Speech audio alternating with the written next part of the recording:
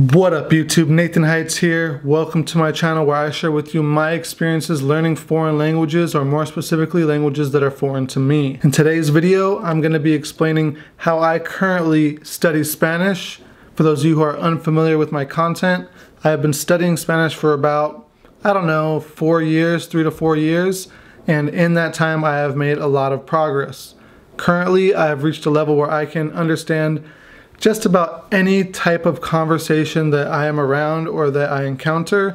I am functional in the language. I can interact with native speakers. I do not feel lost when I visit a Spanish-speaking country. And generally, I am relatively comfortable in reading, listening, writing, etc. With that being said, I am not 100% fluent in the language. There are times when I am lost for words, although I can generally get over those speed bumps by simply finding a different way to say what I want to say. I have not mastered every aspect of the grammar. I still make errors, though I have been exposed to every aspect of the grammar. But generally, I have no difficulty expressing myself and no difficulty doing the tasks that I would need to in the day-to-day life. When I started studying Spanish, I spent about a year intensely studying the grammar, intensely listening to audio, and intensely doing iTalk, iSkype lessons, etc. I spent a lot of time, a lot of money, not too much money, but a lot of resources on that first year of Spanish learning. Additionally, I took multiple college courses where we went over grammar, although I do not feel that those were necessary. They were more of a formality, right? I wanted to do it and kind of have that experience to make sure that my grammar was on point. Of course, this probably didn't help as much as you might think.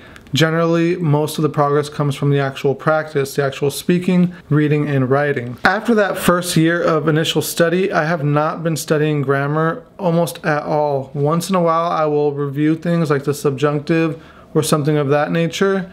In fact, I spent about a year, after 2 years of studying Spanish, I spent about a year of not studying any Spanish whatsoever and really not making too much of an effort to make any progress in the language, though I would use it anytime I visited my grandparents, I would use it anytime I visited the family of my fiance, or anytime I went to Mexico. And when that would happen, I would spend about a day or two listening to audios and kind of just intensifying or kind of immersing myself in Spanish-speaking situations. Currently, I am back on track with the Spanish. I've reached a level where I do not necessarily forget things.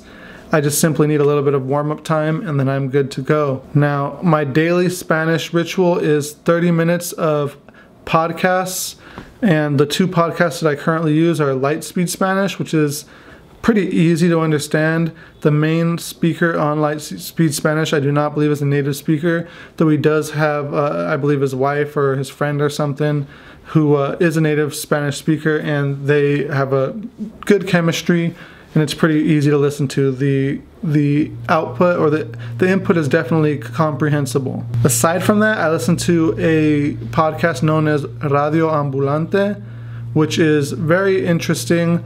They're a little bit left-leaning for those who are into politics. Generally, the stories that they share are stories of things that are happening in various Spanish-speaking countries, more specifically focused on Latin America.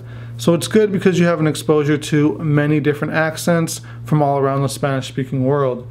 Now, this of course can also be an issue. Sometimes it's a little difficult to understand some of these Spanish accents, most specifically the Chilean accent, and sometimes the Peruvian accent. I have mainly focused my time on the Mexican accent, just so you're aware.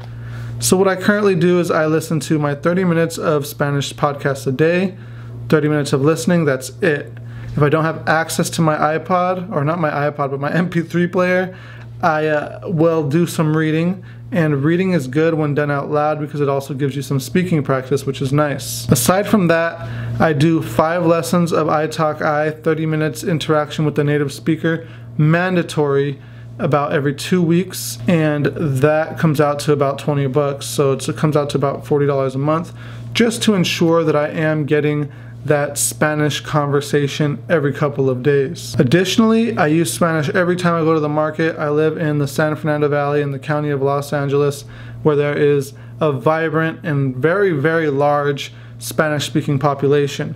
So generally, if I really want to, I can practice Spanish any day of the week without any type of issue. All I have to do is walk outside my house, go to the taco stand right across the street, or one of the Mexican markets or swap meets that are just a couple of miles away. In regards to vocabulary, when I come across new vocabulary that I haven't heard in a while, because generally I don't really come across new vocabulary. I've either heard it all or studied it all at one point or another, but I've simply just forgotten it and need a refresher.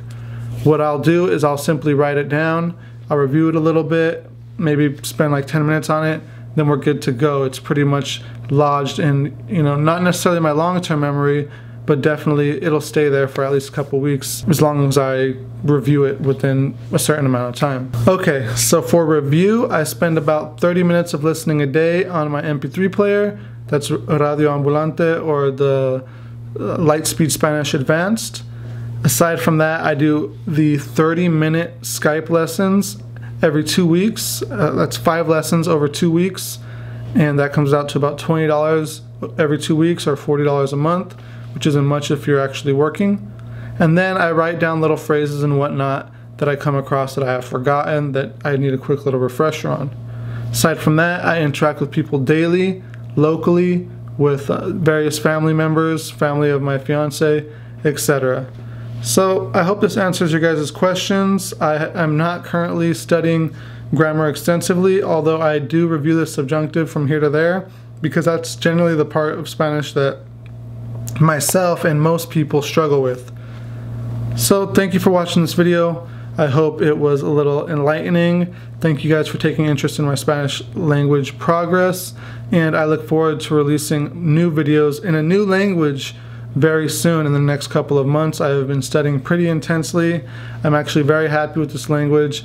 I love it, and I hope you guys are as excited as I am about this video. With that being said, no se rajen en sus estudios. Nos vemos pronto. Gracias por ver este video y hasta el próximo. Bye bye.